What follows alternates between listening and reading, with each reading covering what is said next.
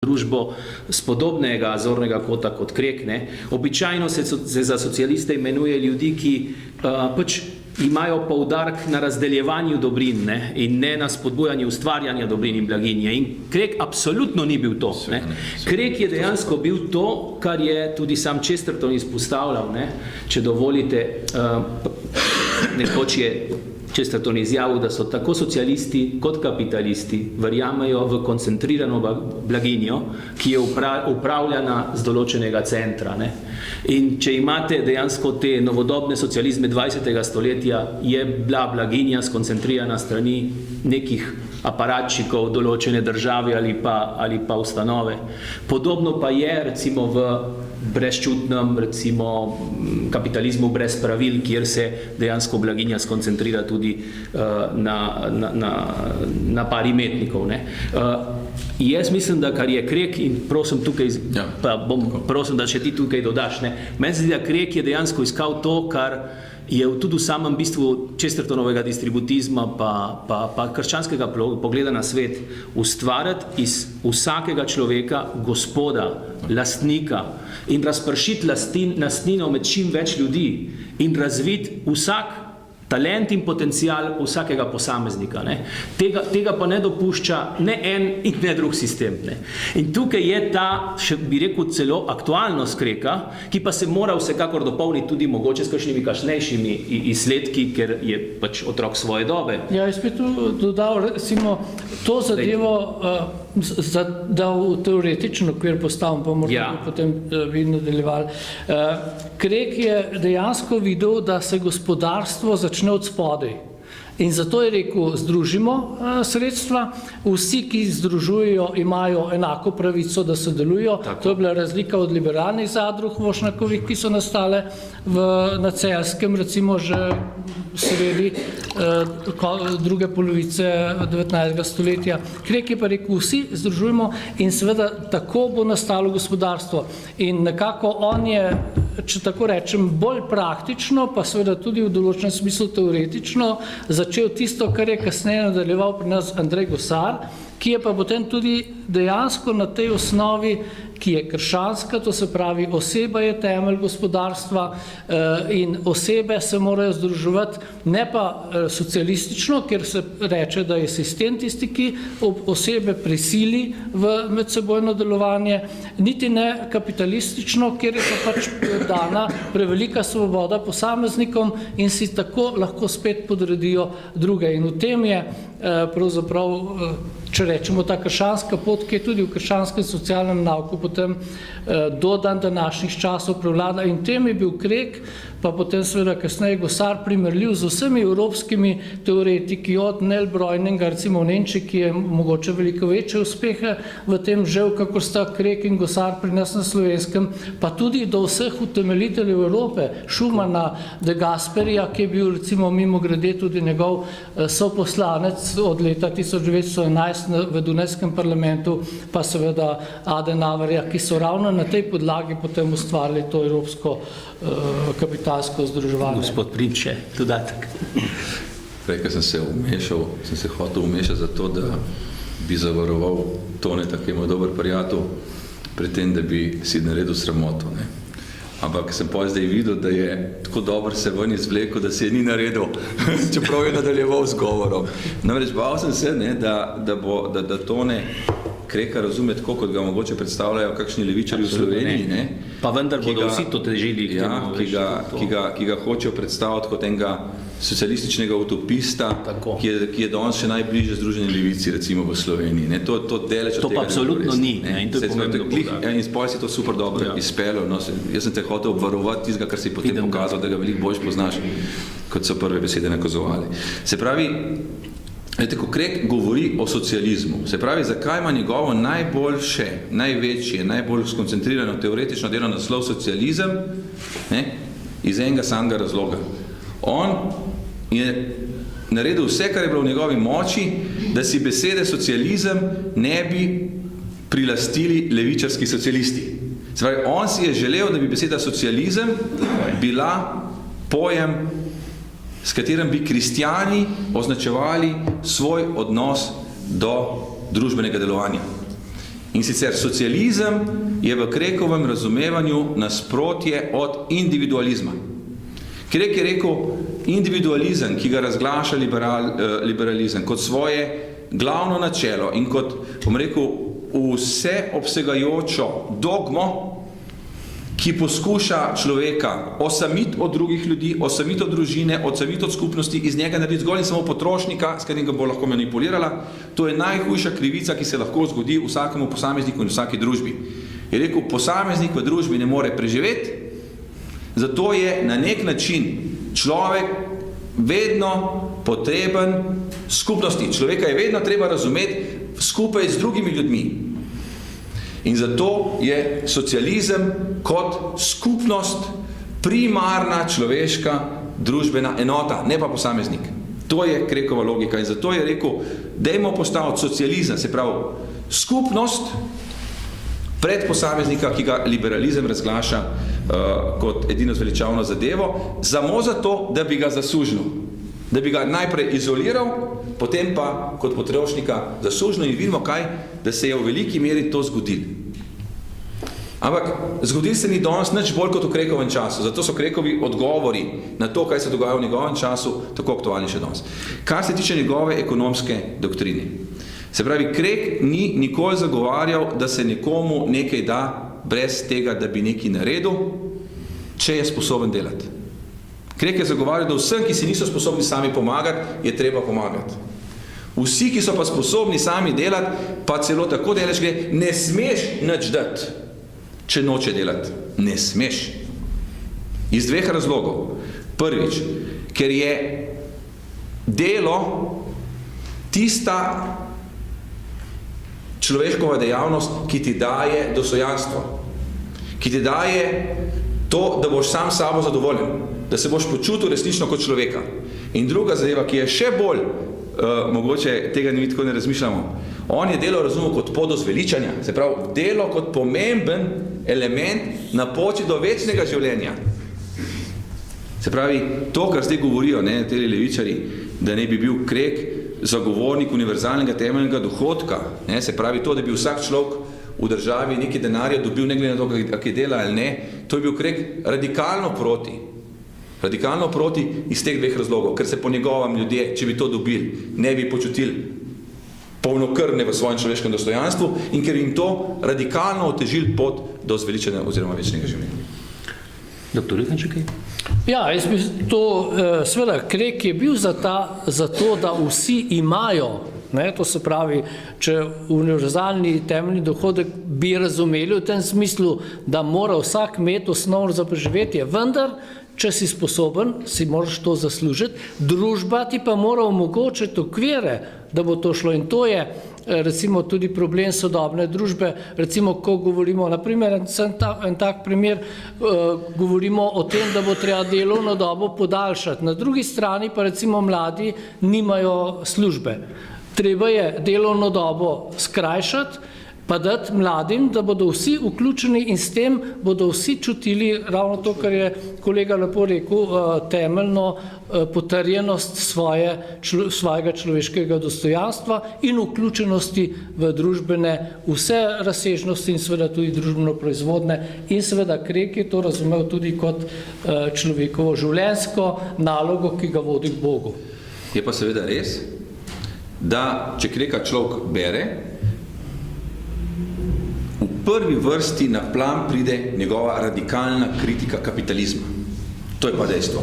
Se pravi, on tako radikalne kritike socializma ni dajal, zato ker praktično problema z socializmom v njegovem času takega, kot ga poznamo kasneje, še ni bilo. Tako je. Seveda so se že nakazovale stvari, je že bila seveda takrat že Pariška komuna, ampak pogledajte, oktobrske revolucije za časa njegovega življenja praktično skoraj da še ni bilo. Je bil samo začetek. Se pravi, Krek je umrl 8. oktobra 1917. Se pravi, ko pa Krek daje to radikalno kritiko kapitalizma, izhaja pa iz zelo preprostih dejstev. Vsak človek ima usta.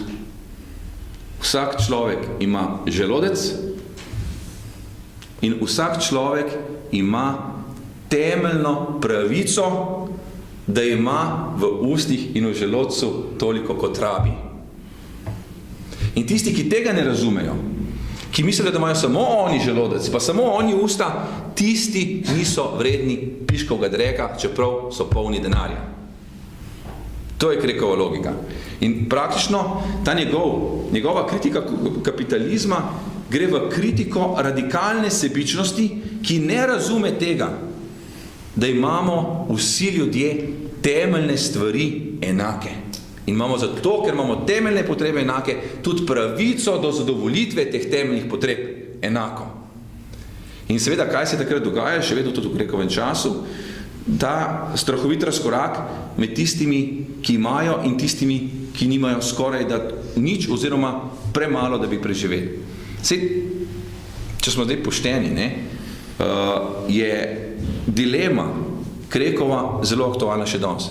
Še danes je ena peščica ljudi, v katero sodimo tudi mi grede, ki ima vsega zadosti, saj govorim, vedno, ko nekaj rečeš, tvegaš, da si, bom rekel, nekje pa nekaj narobe povedal. Jasno, seveda imamo tudi v Sloveniji ljudi, ki imajo vsega premalo. In teh ljudi v Sloveniji zelo veliko. In tem ljudem bi bilo treba pomagati, predvsem pa bi bilo treba tisti, ki so sposobni moči, dati delo, jih vključiti. Ampak govorim generalno, kot Evropa, smo v tistem delu sveta, ki imamo načeloma zadosti. Ampak velik del drug del sveta ima pa vsega premalo. In ta izrojenost kapitalizma, ki je nagnjen k temu, da imajo bogati čedalje več, revni pa čedalje manj, je tisto, kar je njega strahovito bolelo. In Krek je bil, v tem smislu moramo povedati, zelo, zelo sodoben človek. On je zagovarjal velik in čim bolj bogat srednji razred. To je bila Krekova ideja. Da imamo čim bolj velik in čim bolj solidno živeč srednji razred. Se pravi, kdo je srednji razred za kmeta? Za Kreka. Za Kreka je srednji razred človek, ki pošteno dela, zato dobi pošteno plačilo, ki zadošča za to, da solidno živi in še nekaj prišpara. Se pravi, to je za Kreka srednji razred. Se pravi, da človek si osnovne stvari lahko privošči, ne rabi gledati pri vsaki stvari glih na vsak cent, ampak to pa še ne pomeni, da kar zapravlja brez občutka. In da ko živi neko tako solidno, skromno življenje, lahko ob tem še nekaj prihrani. To je za Kreka srednji razred. In kaj je zdaj problem, ki ga imamo v svetu, da je tega srednjega razreda na globalni ravni čedalje manj. In tisto, kar se moramo zavzemati v Sloveniji, da je bilo tega srednjega razreda čedalje več. Kaj je ta srednji razred tudi med drugim potem, zakaj je dober? Ne samo, da je dober zato, ker potem zelo veliko ljudi sorazmerno dobro živi. Pomemben je tudi zato, ker je to temeljna demokratična enota. Ljudje lahko približno v demokraciji normalno funkcionirajo, če so si približno zagotovili normalne pogoje za svoje življenje. Čim so velike razlike, imamo strahovito tveganje po eni strani za diktature, po drugi strani za revolucije. In seveda Krek je človek, ki ne mara ne enega, ne drugega. In pravi, največja garancija, da bodo družbe približno stabilne, je to, da bo bogatstvo približno enako razporejeno med člane družbe. Takrat ne bo razlogov ne za diktaturo, ne za revolucijo, ki obedve pomenita kri. In ta Krekova želja, ta Krekov, če hočemo, družbeni program, ta Krekov gospodarski program je še kako aktualen, tudi danes, ni dosežen in se mora za njega boriti. Hvala lepa. Vsekakor ja, en stavek še, recimo, danes je to res, celo lahko rečemo, vedno bolj aktualno vprašanje in je tudi seveda, včasih je bilo to mogoče samo delno vprašanje določenih pokrajine ali pa recimo Evrope ali pa določenega dela sveta, danes je to svetovno vprašanje in seveda, če tega vprašanja ne bomo reševali in žal se pokaže recimo, da s temi multinacionalkami in vsem drugim recimo, ki so seveda tak kapitalistični izrodek, če smem tako reči, v Krekovem smislu, dejansko ravno to jemlje podlago in seveda to svet peha v vedno večje probleme in danes je pa še ta problem, da se ljudje tega vedno bolj zavedajo. Danes ve recimo, kako v svetu nekateri živijo ali drugi, cel svet, ker tudi v najbolj revnih deželah imate ljudi, ki imajo vsaj en telefon, na katerem vidijo recimo, kako je danes svet pošlihtan in seveda to terja in zato je tudi danes to ključno vprašanje, ki ga ne moremo reševati z begunci, ampak ki ga bo treba reševati z večjo globalno pravičnostjo v Krekovem smislu. Seveda, zato pravim, da je to tudi zelo aktualno vprašanje. Hvala lepa, presegali smo zdaj 30-35 minut, sedimo že skupaj, ne bi hodil, da bi bili predolgi. Ekonomsko-gospodarska tema je absolutno ključna v Krekovi misli, tudi aktualnost te misli se mi zdi, da je daleč pred ostalimi, pa vendar sem nekako izbral nekaj odlomkov iz njegovih misli, ki zadevajo povezovanje, vlogo duhovnika, vprašanje oblastiženosti in klerikalizma, vzgoja samih sebe, vprašanje politike, odgovornosti volivcev in tako naprej. In ko tole bereš, rečeš, mislim, kako presneto aktualen je Krek. Zdaj, vsekakor mogoče bi delil kakšno stvar z vami, drugače pa vas vabim, da se knjigo res vzamete v roke. Recimo, kaj piše o povezovanju. Združeval, ne razdiral. Jaz smatram za prvo dolžnost ohraniti edinost med nami. Pota, ki jih izbiram, so seveda moja in so do zdaj vodila do uspehov. Zagotovo verjamete lahko dve reči, da jaz nikoli ne bom razdiral, marveč limal oziroma popravljal, da se me pri nobeni akciji ne drži kaka osebna aspiracija. Prijatelj si mi že dolgo, to iz pisma piše, pa vem, da mi verjamaš. Mislim, take politike danes potrebujemo, ne vem, kakšen komentar še dodate? Ja, ne pa take, recimo, ki rečejo, da berejo berilo, recimo, na drugi strani pa reče, da je to privatna zadeva. Za Kreka je bilo zato, da je duhovnik, pa da živi iz vere, pravzaprav glavni motivator duhovnega življenja. Seveda taki politiki potem, ki tako govorijo, tudi recimo v Kamniški Bistrici obsojajo še enkrat žrtve, ki smo jim naredili kapelico, recimo, kar je seveda zelo jasno sporočilo, s kom imamo upravka. Mogoče samo en kratek. Veste, Krek je tako zanimiv, ker zdaj je Tone prebral en del, če bi pa bral mogoče pa že naslednji strani, me vleče. Pa se da človek ne dela drugo, kar razdira. A veste, tok krepko, kot je znal on povedati nekomu, da se z njim ne strinja in da dela narobe, danes po mojem noben ne zna. Mi se znamo biti vulgarni, znamo kričati, znamo z jezo človeka napasti. Ampak tako argumentirano razsud človeka, kot ga je znal on, po mojega pa danes noben ne zna. Ampak, tisto, kar je pa ključna razlika med vsemi temi, ki se danes kregajo, pa njim, je bilo pa to, da on je nikoli nikogar sovražil. Da on, tudi ko se je na nekoga jezil in je bil z njim rečemo v nekem konfliktu, tega ni dojemal kot oseben spopad s tem človekom. On ni hotel tega človeka osebno ponižati. Ampak on ga je hotel spreobrniti, da bo šel po poti, da se bo na nek način spoznal svojo zmoto in šel potem po njegovi poti. In to mu je celo v mnogih primerih uspelo. Njemu se je dogajalo tako, kot je že prej gospod doktor povedal, da se je pogovarjal z ljudmi, ki so bili lahko do njega na začetku pogovora zelo nastrojeni, ampak če je pot trajala ura in včasih, veste, iz Ljubljane do Trsta je bila dolga pot, so ga že skupaj pili in praktično so bili že njegovi. On je tudi lahko recimo kdaj kakšnega celo liberalca prepričal. Šukleta recimo že, da je dobesedno, bom rekel, postal njegov goreč zagovornik in prestopil Ne? Se pravi, Krek je imel željo po spreobračanju nasprotnikov, ne pa potem, da bi jih poteptal in zabil 2 metra pod zemljo.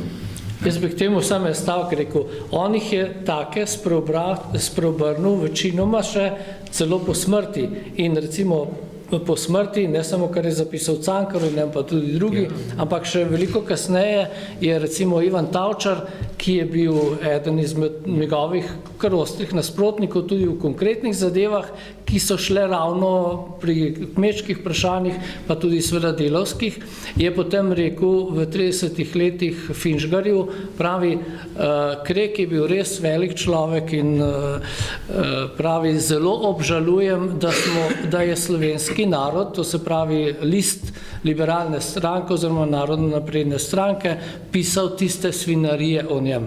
Ne, tako da to imate tudi nekaj noter zapisano.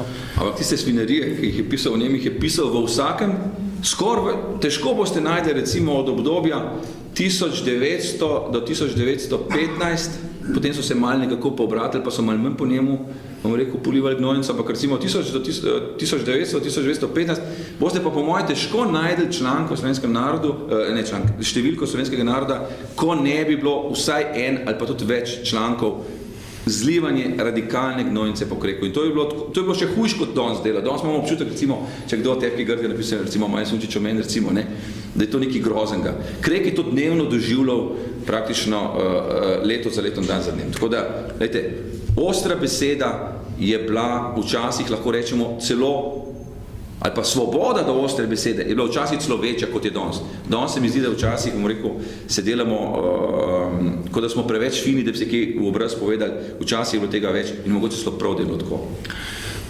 Kar imajo velika značilnost teh velikih osebnosti in tudi Krekova je ta velika doza samokritičnosti. Mislim, če je bil on kritičen do drugih, najprej je bil kritičen do sebe, kar piše recimo o duhovniškem stanu, o duhovnikih, o cerkvi na splošno, preberite si, mislim, to je tako ostra kritika, ne? Ki kliče resnici po osebnem spreobrnenju, po skupnem spreobrnenju.